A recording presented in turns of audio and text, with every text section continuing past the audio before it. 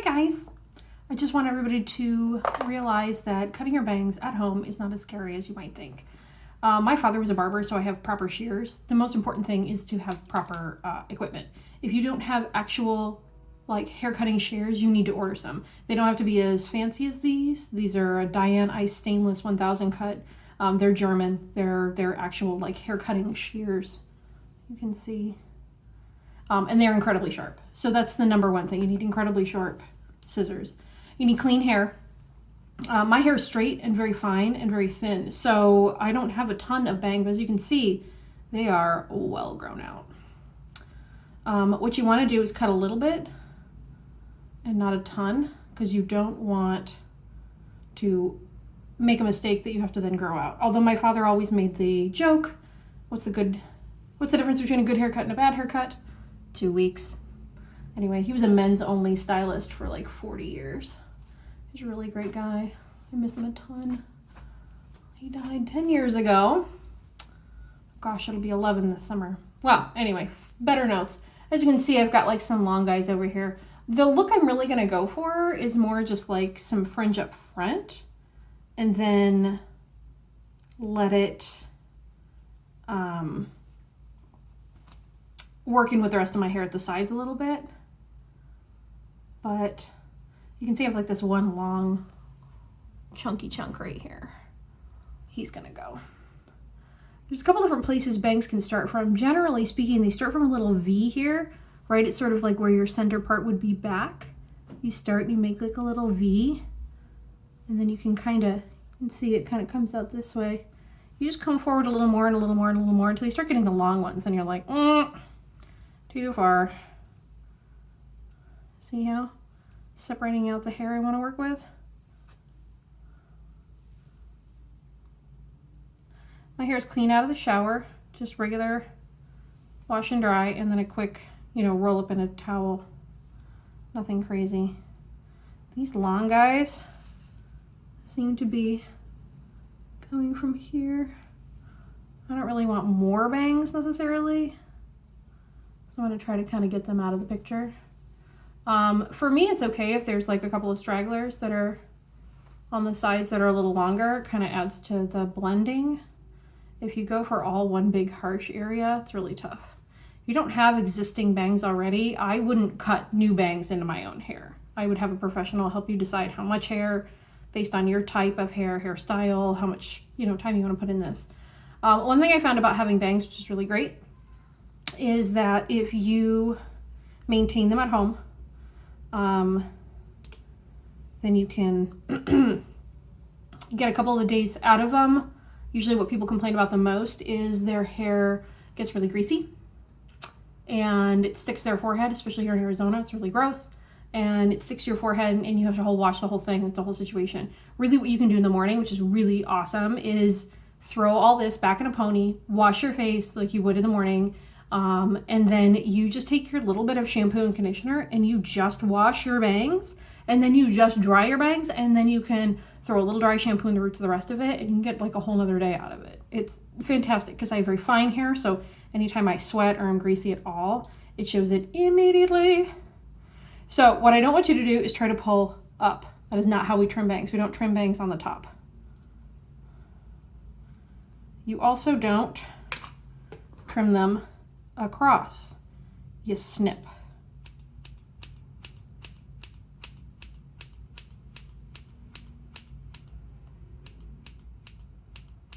I'm cutting up into the bang, as you can see.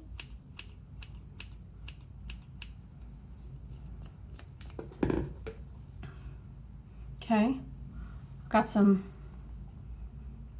what I'm looking for here a little bit. Now also, as you understand that as your hair dries, it actually lifts. So what you don't want is to cut them to the perfect length here while they're wet, because when they dry, they're gonna be up here and you're like, what did I do? The other thing to remember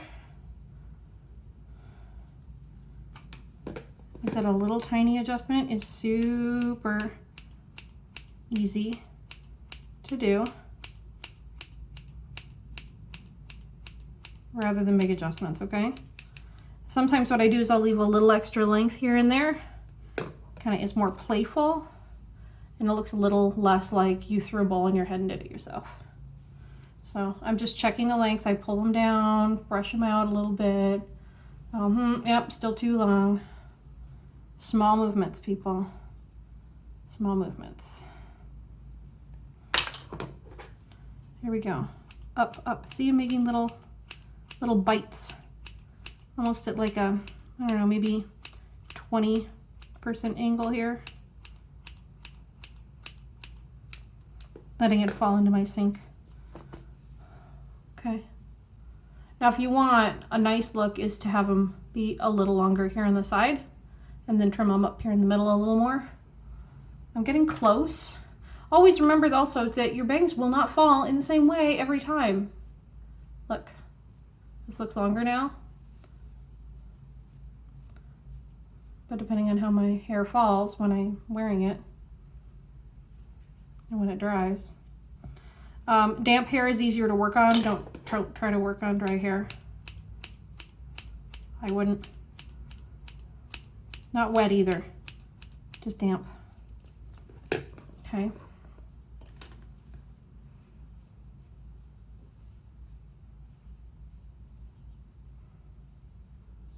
I'm gonna come in here, get some more.